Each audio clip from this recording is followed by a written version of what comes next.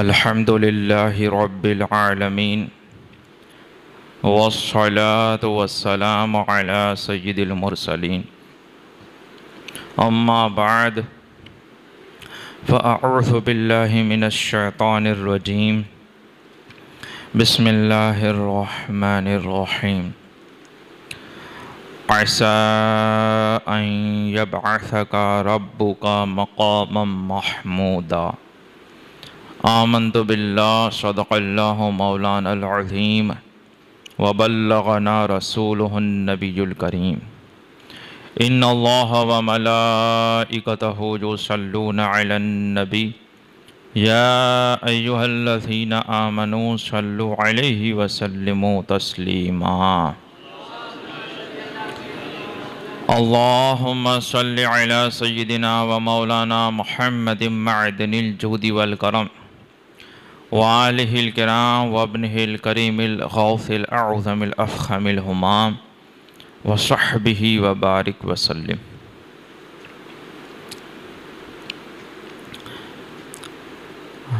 قیامت اور آخرت کے احوال کے متعلق ہمارا یہ سلسلہ جاری ہے، غالباً 26واں اس کا بیان ہے۔ یہ آخرت کے احوال تو آپ نے سنے ہوں گے، یاد بھی ہوں گے کہ کیسا ہولناک ماحول ہوگا، اور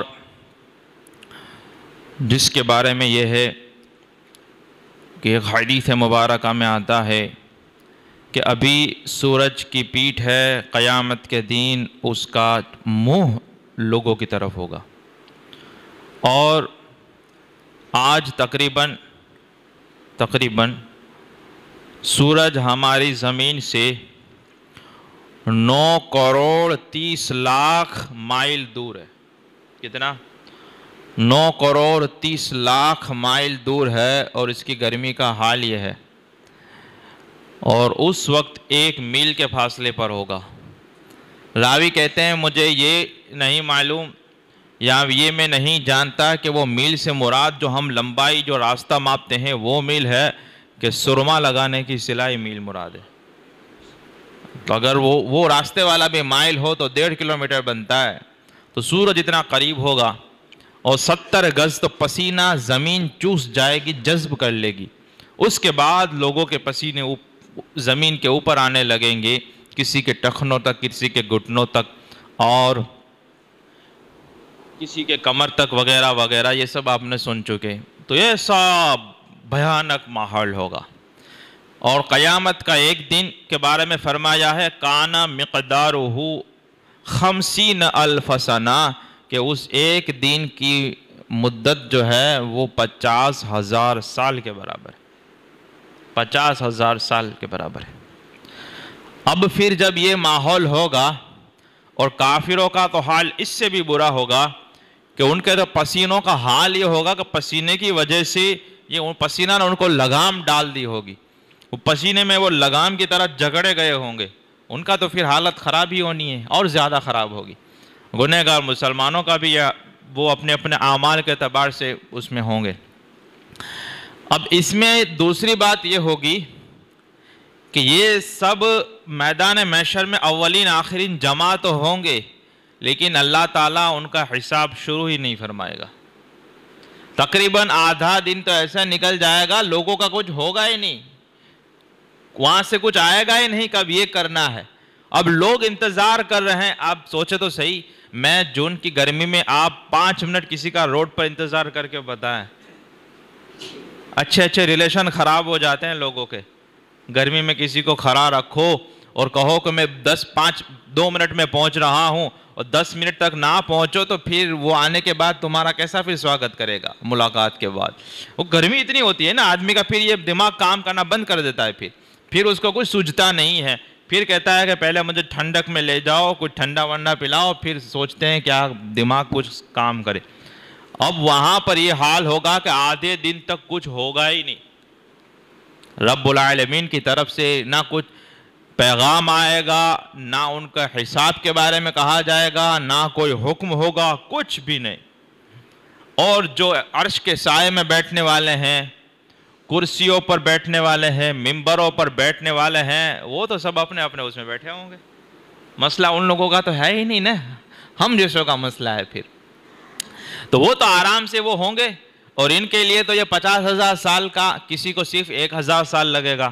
اور کسی کے بارے میں ایسا ہے کہ جیسے آدمی 4 رکعت فرض نماز پڑھتا ہے اتنا ہی ان کو محسوس ہوگا، اتنا ہی احساس ہوگا. جیسے مثال کے طور پر ہم رات کو سوتے ہیں، ایک ہی روم میں 2-4 لوگ سوئے ہوئے ہیں. اب کسی کو ایسا نیند ہی پوری رات نہیں آتی، کروٹ بدلتا رہتا ہے، اس کے لیے وہ 4 گھنٹے نکالنے مشکل ہو جاتے ہیں، بہت لمبے لگتے ہیں. وہ بار بار گھڑی کی طرف دیکھتا ہے، موبائل دیکھتا ہے، بولے یہ وقت پورا ہے، رات پوری ہی نہیں ہو رہی ہے، اس کو نیند ہی نہیں آ رہی ہے. اور کوئی ہے کہ ایسا سویا اور اتنا گھس گھساٹ سویا کہ ہم نے اٹھایا، چلو اٹھو فجر کی نماز، وہ کہتا ہے مجھے پتہ ہی نہیں چلا، ابھی تو میں نے آنکھ بند کی اور سیدھا پوری رات ہو گئی. تو جیسے اس طرح کے احوال مختلف ہوتے ہیں، محشر میں بھی ہوں گے. اور یہ سب یہی کے اعمال کی وجہ سے ہوگا کہ کسی کے لیے اتنا لمبا ہوگا اور کسی کو لگے گا کہ جیسے وہ فرض نماز پڑھتا ہے. اب جس نے دنیا میں ہی فرض نماز نہ پڑھی ہو تو اس کے لیے تو پھر مسئلہ بننا ہی ہے. اب یہ جو معاملہ ہوگا بھیانک ایسا، اب یہاں پر لوگ سوچیں گے کہ اب کیا کیا جائے. کافر کہیں گے کہ اس سے اچھا ہے کہ ہمیں جہنم میں ڈال دیا جائے، یہاں سے تو ہم چھوٹے، حساب تو کچھ شروع ہو، ہمیں کچھ پتا تو چلے کہ کیا ہونے جا رہا ہے. تو اس سلسلے میں ہماری یہ سلسلہ ہم یہاں تک پہنچے تو ایک مقام ہے شفاعت کبریٰ، شفاعت کا دروازہ کھلوانا اور لوگوں کا حساب شروع کروانا. اس کے متعلق یہ آج کا بیان ہوگا انشاءاللہ. اس سلسلے میں ویسے تو میں زبانی بیان کرتا ہوں، لیکن اللہ نے یہ توفیق دی کہ میں نے سوچا کہ بخاری شریف کی حدیث پیش کرنی ہے تو کیوں نہ بخاری شریف میں سے دیکھ کر ہی پڑھا جائے. اس بہانے سے آپ کو بھی زیارت میں انشاءاللہ بعد میں کروائیں گے، ہم ان کو یہیں پہ رکھیں گے. یہ بخاری شریف ایسی کتاب ہے کہ دیکھو قرآن شریف تو اللہ کا کلام ہے، وہ اللہ نے نازل فرمایا، وہ پورا بات الگ ہے. لوگوں نے جتنی کتابیں لکھی اور خاص کر کے حدیثوں کی جتنی کتابیں لکھی، ان کے بارے میں بخاری شریف کے متعلق کہا جاتا ہے کہ اصح الکتب بعد کتاب اللہ، کہ قرآن شریف کے بعد زمین پر سب سے صحیح جو کتاب ہے وہ بخاری شریف ہے. اس میں بھی ضعیف حدیثیں ہیں لیکن دوسری کتابوں سے بہت کم ہیں، لہذا اس کو اصح الکتب کہتے ہیں. اور یہ حضرت امام بخاری رحمت اللہ تعالی علیہ 256 ہجری میں آپ کا وصال ہوا، اور آج لے لیں تو یہ تقریباً 1200 سال پہلے کی کتاب ہے، اور 1200 سال پہلے یہ لکھی گئی، اور ان کو جتنی مقبولیت حاصل ہوئی اور کسی کتاب کو نہیں ہوئی. یہ وہ کتاب ہے کہ ہندوستان سے لے کر عربستان، ترکستان، ہر جگہ پر برسوں سے اس کو معتبر مانا جاتا ہے، وہ اس کو پڑھایا جاتا ہے. اور بھی کتاب ہیں لیکن سب سے زیادہ مقبول یہ کتاب ہوئی ہے بخاری شریف. خود امام بخاری کی اور بھی کتابیں ہیں لیکن جتنی اس کو صحیح البخاری کو جتنا وہ ملا ہے وہ کسی کو نہیں ملا. یہاں تک کہ، اور آپ نے یہ کیسے لکھا؟ یہ 16 سال میں آپ نے لکھا. امام بخاری فرماتے ہیں کہ مجھے 6 لاکھ حدیثیں یاد تھی، 6 لاکھ حدیثیں.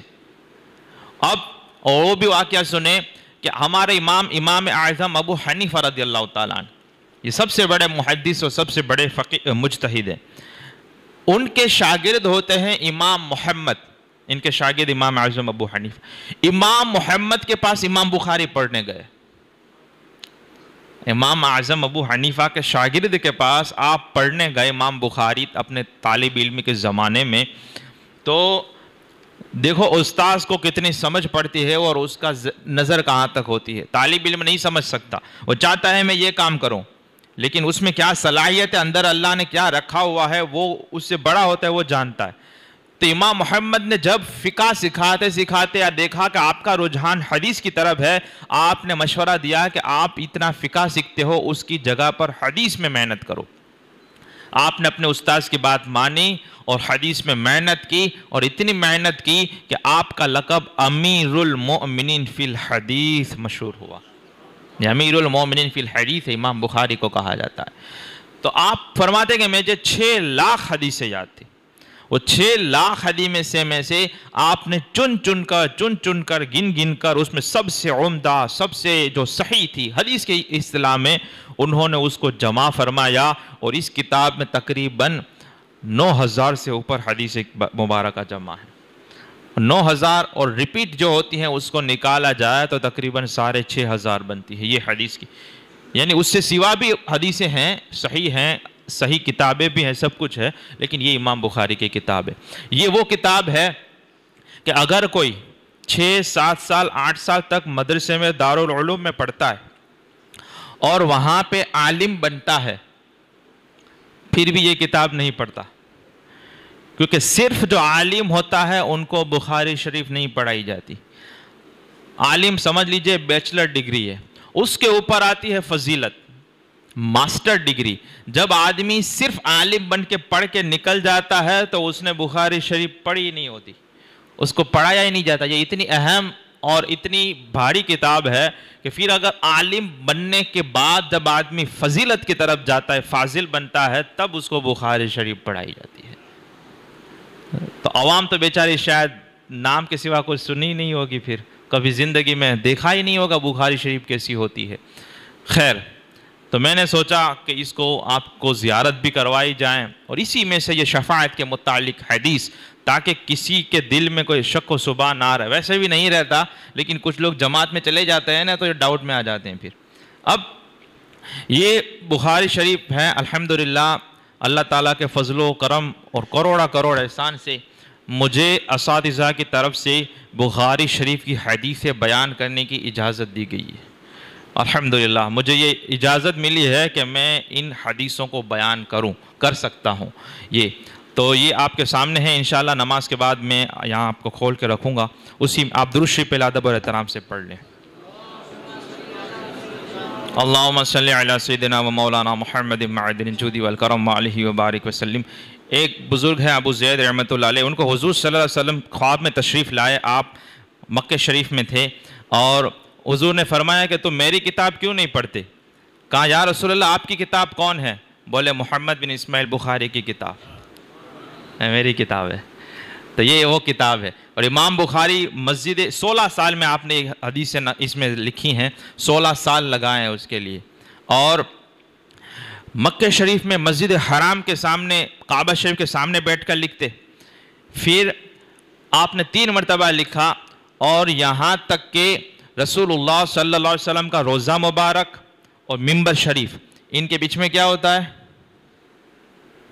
جنت کی کیاری، ریاض الجنہ، اس میں بیٹھ کر روضہ رسول کے سامنے رکھ کر آپ کا ایک حدیث لکھنی ہوتی نا، صرف ایک حدیث، تو آپ غسل فرماتے، 2 رکعت نفل نماز پڑھتے، پھر استخارہ فرماتے، اور کہتے کہ مجھے کسی حدیث میں کچھ ہوتا تو میں رسول اللہ کی بارگاہ میں عرض کرتا، اور جب وہ ان سے وہ اجازت طلب کرتا، جب وہ آپ سے میں عرض کرتا یا رسول اللہ کیا یہ آپ کی حدیث ہے، وہاں سے جواب ملتا کہ ہاں یہ میری حدیث ہے، پھر میں لکھتا۔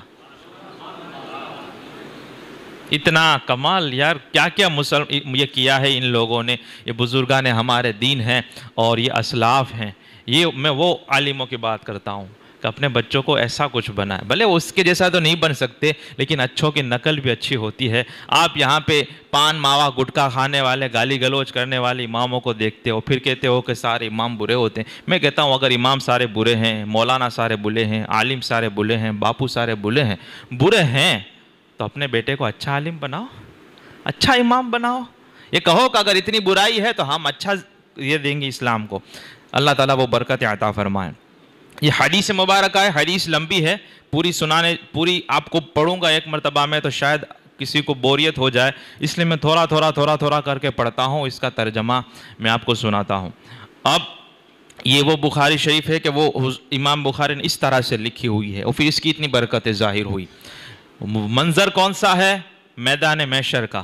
کیسا کہ آدھا دن نکل گیا، ابھی تک حساب کتاب شروع نہیں ہوا، اور وہ سارا معاملہ آپ نے سنا، ٹھیک ہے۔ اب اپنی بات کو مختصر کرتے ہوئے وہ حدیث مبارکہ میں یہ آپ کو سناتا ہوں، پھر ایک مرتبہ ادب اور احترام سے درود شریف پڑھیں۔ اللہم صلی علی سیدنا و مولانا محمد معدن الجود والکرم علیہ وبارک وسلم۔ حضور کی حدیث سنی جائے تو اسی طرح سنی جائے گویا کہ حضور سے سنتے ہیں۔ عن ابی ہریرہ قال اوتی رسول اللہ صلی اللہ علیہ وسلم بلحم فرفع الیہ الذراع وکانت تعجبہ فنہش منہا نہشتا۔ حضرت ابو ہریرہ رضی اللہ تعالی عنہ فرماتے ہیں ایک مرتبہ میرے پیارے آقا جناب احمد مجتبی محمد مصطفیٰ صلی اللہ تعالی علیہ وآلہ وسلم کی بارگاہ میں گوشت لایا گیا، گوشت پیش کیا گیا، اور گوشت میں جو دستی ہوتی ہے، جو ہاتھ جو ہوتا ہے، وہ حضور صلی اللہ علیہ وسلم کو پیش کیا گیا۔ وَكَانَتْ تُعْجِبُهُ، کیونکہ یہ حضور صلی اللہ علیہ وسلم کو یہ دستی یہ پسند تھی، تو آپ نے فَنَحَشَ مِنْهَا نَاشَةً، حضور صلی اللہ علیہ وسلم اپنے دانت مبارک سے اس کو کاٹ کاٹ کر وہ دستی مبارک، وہ گوشت مبارک کھانے لگے۔ دستی بھی کتنی نصیب والی ہوگی۔ پھر کیا ہوا؟ ثم قال، پھر حضور صلی اللہ علیہ وسلم ارشاد فرمایا انا سید الناس یوم القیامہ، کہ میں قیامت کے دن لوگوں کا سردار ہوں گا، یہ فرمایا حضور صلی اللہ علیہ وسلم۔ وَهَلْ تَدْرُونَ مِمَّا ذَلِكَ، پھر ارشاد فرمایا کیا تم جانتے ہو کہ یہ کس طرح سے ہوگا، میں لوگوں کا سردار کیسے ہوں گا اور کیسا منظر ہوگا؟ پھر آپ نے ارشاد فرمایا یجمع الناس الاولین والآخرین فی صعید واحد، کہ تمام پہلے و پچھلے تمام کے تمام لوگوں کو ایک چٹیل میدان میں جمع کر دیا جائے گا، لوگوں کو حاضر کر دیا جائے گا۔ یسمعہم الداعی، وہ پکارنے والے کی پکار کو سنیں گے، وَيَنْفُذُهُمْ الْبَصَرُ، اور یہ ایک دوسرے کو نظر سے، کیونکہ میدان چٹیل ہے تو یہاں والا وہاں بھی دیکھے گا۔ وَتَدْنُ الشَّمْسِ، اور سورج قریب آ جائے گا۔ فَيَبْلُغُ النَّاسَ مِنَ الْغَمِّ وَالْكَرَبِ مَا لَا يُطِيقُونَ وَلَا يَحْتَمِلُونَ، اور لوگوں کو ایسا غم اور ایسی تکلیف لوگوں کو پہنچے گی کہ وہ اس کو اٹھانے کی بھی طاقت نہیں رکھتے ہوں گے اور اس کو برداشت کرنے کی بھی ان کی کیپیسٹی نہیں ہوگی، اتنی ان پر شدید وہ غم اور مصیبتیں آئیں گی۔ فَيَقُولُ النَّاسِ، تو ان لوگوں میں سے، یہی ہمارے لوگوں میں سے کچھ لوگ کہیں گے، ایک دوسرے سے کہنے لگیں گے اَلَا تَرَوْنَ مَا قَدْ بَلَغَكُمْ، کیا تم دیکھتے نہیں کہ ہمیں کیا پہنچ رہا ہے، ہم کیسی بڑی مصیبت میں آ گئے ہیں۔ اَلَا تَنْظُرُونَ مَنْ يَشْفَعُ بِكُمْ إِلَىٰ رَبِّكُمْ، کیا تم ایسے شخص کو نہیں ڈھونڈتے جو اللہ کی بارگاہ میں ہماری سفارش کرے، ہماری شفاعت کرے، کہ ہم کو اللہ تعالیٰ اس مصیبت سے نکالے، اس رنج اور تکلیف سے اللہ تعالیٰ ہم کو بچائے، نکالے۔ جب یہ کہیں گے فَيَقُولُ بَعْضُ النَّاسِ لِبَعْضٍ عَلَيْكُمْ، تو ان میں سے کچھ لوگ دوسرے کو مشورہ دیں گے آدم، کہ حضرت آدم علیہ السلام کے پاس جایا جائے، کیونکہ تمام انسانوں کے یہ باپ ہیں۔ یہاں پہ دوسرا بھی منظر میں آپ کو بتا دوں کہ آج ہم یا رسول اللہ یا کسی بزرگ کا نام لیتے ہیں تو یہ 24 نمبر کہتا ہے کہ یہ شرک ہے، ڈائریکٹ اللہ سے مانگو، لیکن قیامت کے دن ڈائریکٹ اللہ کے پاس مانگنے کی ان کے باپ کی بھی طاقت نہیں ہوگی، وہ بھی وسیلہ ڈھونڈیں گے، وہ ڈھونڈیں گے کہ کسی کے پاس جایا جائے، حالانکہ میدان محشر نے اللہ نے ہی جمع کیا، اللہ کو حساب دینا ہے، لیکن کوئی یہ نہیں کہے گا کہ میں اللہ سے دعا کرتا ہوں، وہ یہی کہے گا کہ کسی کو ڈھونڈو، اور ڈھونڈنے میں ان کا ذہن جائے گا حضرت آدم علیہ السلام کے پاس، ان کو الہام ہوگا کہ چلو حضرت آدم علیہ السلام کے پاس جاتے ہیں۔ فَيَاتُونَ آدم، تو حضرت آدم علیہ السلام کے پاس سارے لوگ آئیں گے۔ فَيَقُولُونَ لَهُ أَنْتَ أَبُو الْبَشَرِ خَلَقَكَ اللَّهُ بِيَدِهِ، اور کہیں گے کہ یہ آدم علیہ السلام آپ ابو البشر ہے، تمام انسانوں کے باپ ہیں، خلقک اللہ بیدہ، اللہ تعالیٰ نے آپ کو اپنے دست قدرت سے پیدا فرمایا، ونفخ فیک من روحہ، اور اللہ تعالیٰ نے اپنی طرف سے آپ میں روح پھونکی، وامر الملائکۃ فسجدوا لک، تو اور اللہ تعالیٰ نے فرشتوں کو حکم دیا کہ آپ کو سجدہ کریں. یعنی اللہ تعالیٰ کے بارگاہ میں آپ کا اتنا مقام اور مرتبہ ہے کہ اتنا اللہ نے آپ کو نوازا، انعام دیے، اور فرشتوں کو کہا کہ آدم کو سجدہ کرو. تو اشفع لنا الی ربک، تو آپ اپنے رب کی بارگاہ میں ہمارے لیے سفارش کریں، بھلامر کرے، شفاعت کرے. الا تری الی ما نحن فیہ، الا تری الی ما قد بلغنا. اور کیا یا آدم علیہ السلام سے عرض کریں گے کہ آپ دیکھتے نہیں کہ ہماری حالت کیسی ہو گئی ہے، اور کیا آپ نہیں دیکھتے کہ ہمیں کیا کیا تکلیفیں پہنچ رہی ہیں. جب یہ سب حضرت آدم علیہ السلام کی بارگاہ میں آپ کی اولاد انسان یہ سب عرض کریں گے تو فیقول آدم، وہ کہیں گے حضرت آدم علیہ السلام، ان ربی قد غضب اليوم غضبا لم یغضب قبلہ مثلہ ولن یغضب بعدہ. فرماتے ہیں حضرت آدم علیہ السلام کہ بے شک آج میرے رب نے ایسا غضب فرمایا ہے، نہ اس سے پہلے کبھی غضب فرمایا تھا، نہ اس کے بعد کبھی غضب فرمائے گا. آج اللہ تعالیٰ ایسا غضب فرمایا ہے. اور پھر اپنے بارے میں بیان کرنے لگے، وَأَنَّهُ قَدْ نَهَانِ عَنِ الشَّجَرَةِ فَعَصَيْتُهُ، اللہ نے مجھے ایک درخت کے قریب جانے سے منع فرمایا تھا اور مجھ سے خطا ہو گئی. نفسی نفسی نفسی، آج تو مجھے اپنی جان کی پڑی ہے. آج تو میں یہ چاہتا ہوں کہ میری بھی شفاعت ہو جائے اور اللہ تعالیٰ مجھے بھی بچا لے. 3 مرتبہ فرمائیں گے نفسی نفسی نفسی، میری جان کی پڑی ہے. اذهبوا الی غیری، میرے سوا کسی اور کے پاس جاؤ. اذهبوا الی نوح، تم نوح علیہ السلام کے پاس چلے جاؤ. حضرت آدم علیہ السلام منع فرما دیں گے کہ یہ میرا کام نہیں ہے. اور دوسری حدیث میں اس طرح بھی آئے، وہ فرمائیں گے کہ یہ میرا کام نہیں ہے اور میری یہ شان نہیں ہے کہ میں رب کی بارگاہ میں یہ عرض کروں. سوچے تو صحیح کیا ماحول ہوگا، کیسا ہوگا. اب اس کے بعد اب لوگ حضرت نوح علیہ السلام کی بارگاہ میں ہیں. حدیث میں تو یہی آیا کہ یہ فجعتون نوحا، کہ حضرت نوح علیہ السلام کے پاس آئیں گے. لیکن امام محمد غزالی رحمۃ اللہ علیہ نے اپنی کتاب الدرۃ الفاخرہ فی کشف علوم الآخرہ میں فرماتے ہیں کہ اتنا بڑا میدان اور اتنے اولین آخرین جمع ہوں گے تو لوگ حضرت آدم علیہ السلام سے پاس سے حضرت نوح علیہ السلام کے پاس پہنچنے میں ان کو 1000 سال لگیں گے.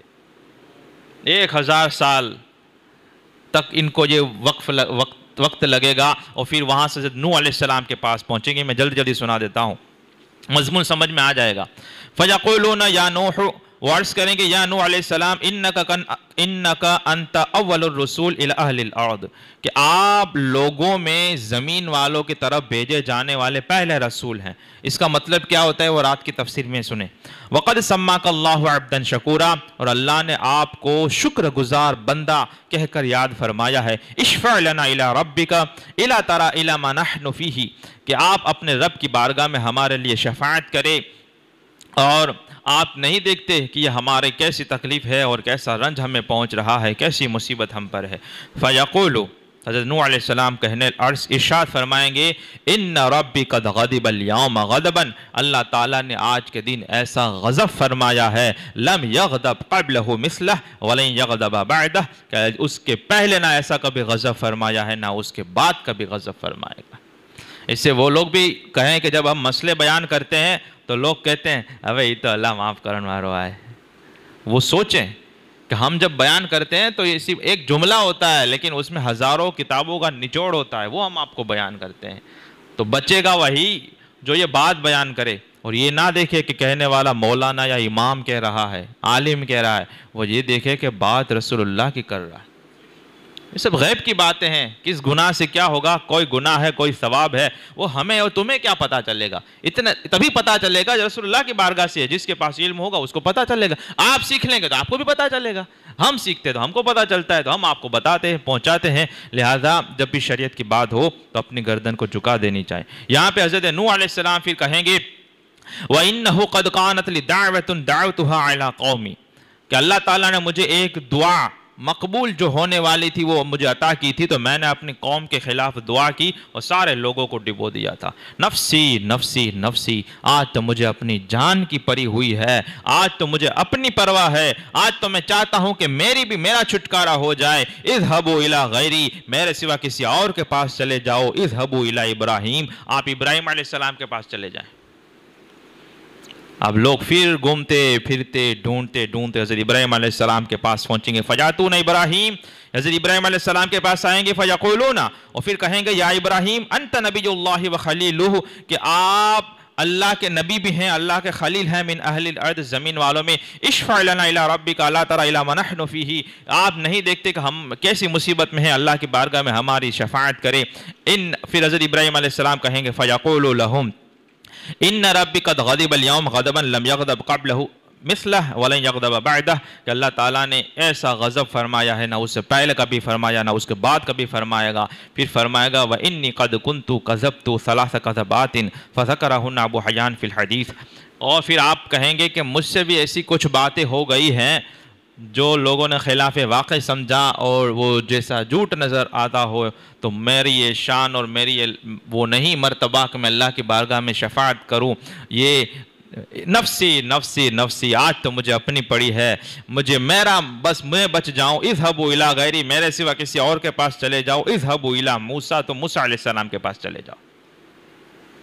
ابھی جو کہتے ہیں نا کہ شرک ہے, وہ بھی جائیں گے ساتھ میں, وہ بھی ہوں گے نہ کہیں تو وہ حضرت فیاتون موسیٰ, حضرت موسیٰ علیہ السلام کے پاس آئیں گے. فیقولون یا موسیٰ انت رسول اللہ, یا موسیٰ علیہ السلام سے عرض کریں گے یا موسیٰ آپ اللہ کے رسول ہیں. فضلک اللہ برسالتہ و بکلامہ علی الناس, اللہ تعالیٰ نے آپ کو رسالت کے ذریعے اور اپنی کلام کرنے کے ذریعے آپ کو فضیلت عطا فرمائی ہے. اشفع لنا الی ربک, آپ اللہ کی بارگاہ میں ہمارے لیے شفاعت کرے. اما تری الی ما نحن فیہ, کیا آپ نہیں دیکھتے کہ ہم کیسی حالت میں ہیں. پھر حضرت موسیٰ علیہ السلام کہیں گے فیقولو ان ربی قد غضب اليوم غضبا لم یغضب قبلہ مثلہ ولن یغضب بعدہ مثلہ, اللہ تعالیٰ نے آج ایسا غضب فرمایا ہے, نہ اس سے پہلے اس جیسا فرمایا تھا, نہ اس کے بعد کبھی ایسا فرمائے گا. پھر وَإِنِّي قَدْ قَتَلْتُ نَفْسًا لَمْ أُؤْمَرَ بِقَتْلِهَا, اور مجھ سے ایک جان کا قتل ہوا جس کے بارے میں غلطی سے قتل ہو گیا تھا آپ سے. اگر وہ سب واقعات بھی آپ کو سننے ہیں تو پھر آپ رات کی تفسیر میں بیٹھا کریں. تو وہ کہیں گے کہ مجھ سے جس کا حکم نہیں تھا ایسی جان کا قتل ہو گیا تھا. تو نفسی نفسی نفسی, حضرت موسیٰ علیہ السلام بھی کہیں گے, آج 3 مرتبہ فرما رہی اس حدیث میں ہے کہ وہ بھی فرمائیں کہ نہیں, آج تو مجھے میری جان کی پری ہوئی ہے. اذهبوا الی غیری, تم میرے سوا کسی اور کے پاس چلے جاؤ. اذهبوا الی عیسیٰ, تم عیسیٰ علیہ السلام کے پاس چلے جاؤ. فیاتون عیسیٰ, تو لوگ عیسیٰ علیہ السلام کے پاس پہنچیں گے. فیقولون, وہ لوگ کہیں گے یا عیسیٰ, اے عیسیٰ علیہ السلام, انت رسول اللہ وکلمتہ القاہا الی مریم, کہ آپ اللہ کے رسول ہیں اور اس کا کلیمہ ہے جس کو اللہ تعالیٰ نے مریم کی طرف القا فرمایا تھا. وروح منہ, اللہ تعالیٰ کی طرف سے روح ہے. وکلمت الناس فی المہد صبیا, اور جب آپ گہوارے میں تھے, گوڑیے میں تھے, تب آپ نے لوگوں سے کلام فرمایا تھا, لوگوں سے بات کی تھی. اشفع لنا, یعنی آپ کی اتنی شان ہے, اللہ نے آپ کو اتنا وہ معجزہ عطا فرمائی, اتنی وہ شان عطا فرمائی. لوگ سارے جس نبی کے پاس جائیں گے وہ سب تعریف کریں گے, سب کچھ کریں گے. اشفع لنا الا تری الی ما نحن فیہ, آپ اللہ کی بارگاہ میں ہمارے لیے شفاعت کرے کہ کم سے کم حساب شروع تو ہو جائے. اور جو جنت میں جانے ہیں وہ جنتیوں کو بھی روک دیا گیا ہوگا. ایسا نہیں کہ صرف گنہگاروں کا یہ حال ہے, کسی کا کچھ ہوا ہی نہیں ہوگا. تو وہ کہیں گے کہ آپ یہ کہیں. تو فیقول عیسیٰ ان ربی قد غضب اليوم غضبا لم یغضب قبلہ مثلہ ولن یغضب بعدہ مثلہ, حضرت عیسیٰ علیہ السلام کہیں گے آج میرے رب نے وہ غضب فرمایا ہے, نہ اس سے جیسا اس سے پہلے فرمایا تھا, نہ اس کے جیسا اس کے بعد میں فرمایا ہے. ولم یذکر ذنبا, اور آپ نے پھر کسی اپنی خطا کا ذکر نہیں فرمایا, لیکن پھر فرمایا نفسی نفسی نفسی, آج تو مجھے اپنی پڑی ہے, آج میں تمہیں کام نہیں آ سکتا. یہ بھی حدیث میں یہ الفاظ بھی ملتے ہیں کہ یہ سب انبیاء یہ بھی فرمائیں گے میں کام نہیں آ سکتا, اور یہ بھی فرمائیں گے یہ میرا منصب نہیں ہے, میری شان نہیں ہے. اذهبوا الی غیری, کسی اور کے پاس چلے جاؤ. اذهبوا الی محمد, محمد کے پاس چلے جاؤ. اللہ اکبر, اللہ. فیاتون محمد, لوگ حضور رحمت عالم صلی اللہ علیہ وسلم کے پاس آئیں گے اور کہیں گے فیقولون یا محمد انت رسول اللہ وخاتم الانبیاء قد غفر اللہ لک ما تقدم من ذنبک وما تأخر, یا رسول اللہ آپ اللہ کے رسول ہیں اور آپ آخری نبی ہیں، خاتم الانبیاء ہے، اور اللہ تعالیٰ نے آپ کی وجہ سے آپ کے اگلے اور پچھلوں کو معاف فرما دیا۔ اشفع لنا الی ربک الا تری الی ما نحن فیہ، آپ اپنے رب کی بارگاہ میں ہمارے لیے شفاعت کرے، آپ نہیں دیکھتے کہ ہماری کیسی تکلیف ہیں، ہم کیسی مصیبت میں مبتلا ہے۔ حضور فرماتے ہیں، ابھی تک کیا جواب ملتا تھا؟ اذهبوا الی غیری، میرے سوا کسی اور کے پاس چلے جاؤ۔ حضور فرماتے ہیں فانطلقوا، تو میں چلنے لگوں گا، فآتی تحت العرش، اور میں عرش کے پاس آ کے کھڑا رہ جاؤں گا۔ اور دوسری حدیثوں کا اگر خلاصہ سب پیش کیا جائے، فرماتے میں مومنوں کی دو صفوں کے درمیان سے گزروں گا، اور جب میں اپنے رب کو دیکھوں گا تو کیا ہوگا؟ فَأَقَعُ سَاجِدًا لِرَبِّ، اور میں اپنے رب کے سجدے میں گر جاؤں گا، سجدہ کروں گا اپنے رب کو۔ ثم یفتح اللہ علی من محامدہ وحسن الثناء علی شیئا لم یفتحہ علی احد قبلی، اور اللہ تعالیٰ مجھے حمد و ثنا کی وہ باتیں سکھائے گا جو اس سے پہلے کسی کو نہیں سکھائی ہوگی۔ میں اللہ کی حمد بیان کروں گا، اللہ کی ثنا بیان کروں گا۔ ثم یقال، پھر ابھی تک سارے نبیوں نے کہا کہ ہماری وہ شان اور مرتبہ نہیں ہے، جب حضور وہ ثنا فرمائیں گے، سجدے میں جائیں گے، ثم یقال، حضور سے فرمایا جائے گا، یا محمد، اے محمد، ارفع راسک، اپنا سر کو اٹھائیں، سل تعطی، آپ مانگے تمہیں عطا کیا جائے گا، وشفع تشفع، آپ شفاعت کریں، آپ کی شفاعت کو قبول کیا جائے گا۔ فارفع راسی، تو میں اپنے سر کو اٹھاؤں گا، فاقول، اور کیا کہوں گا؟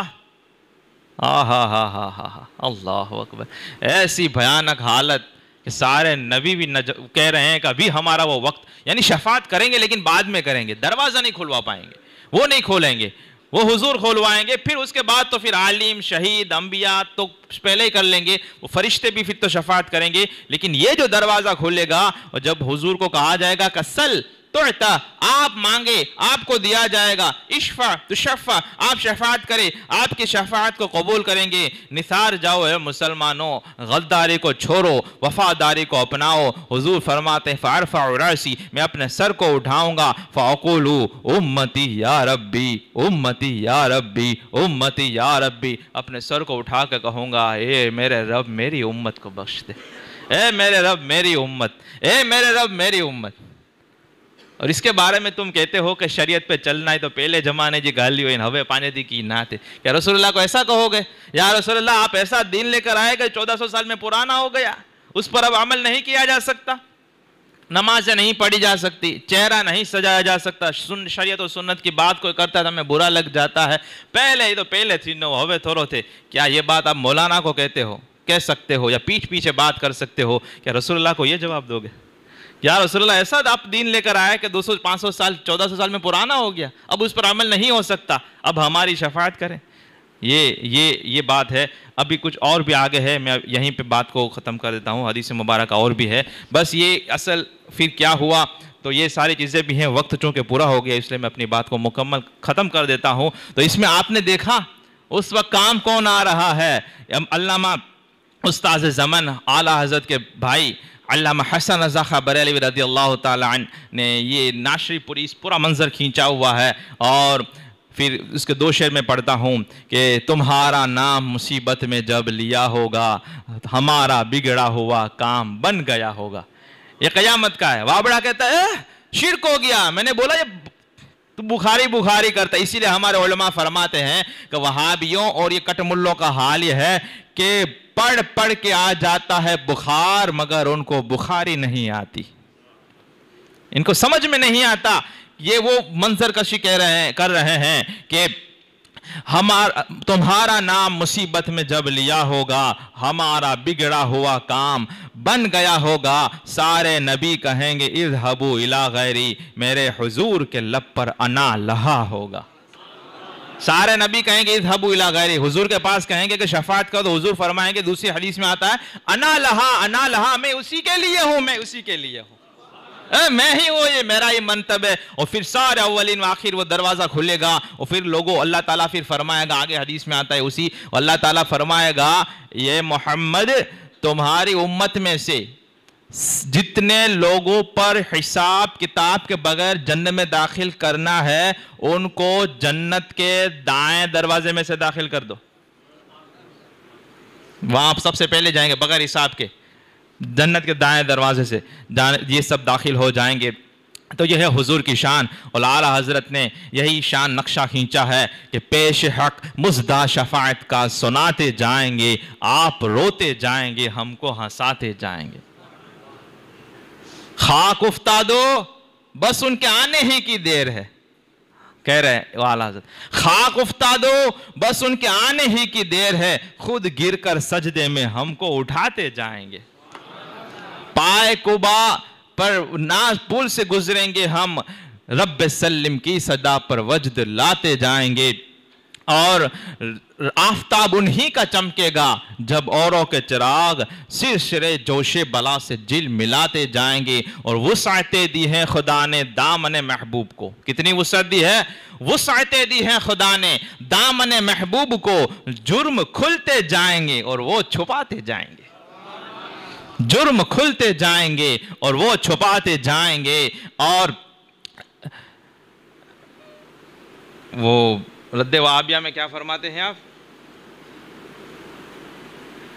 حشر تک ڈالیں گے ہم پیدائش مولا کی دھوم, مثل فارس نجد کے قلعے غراتے جائیں گے. اور خاک ہو جائیں عدو جل کر مگر ہم تو رضا, دم میں جب تک دم ہے ذکر ان کا سناتے جائیں گے.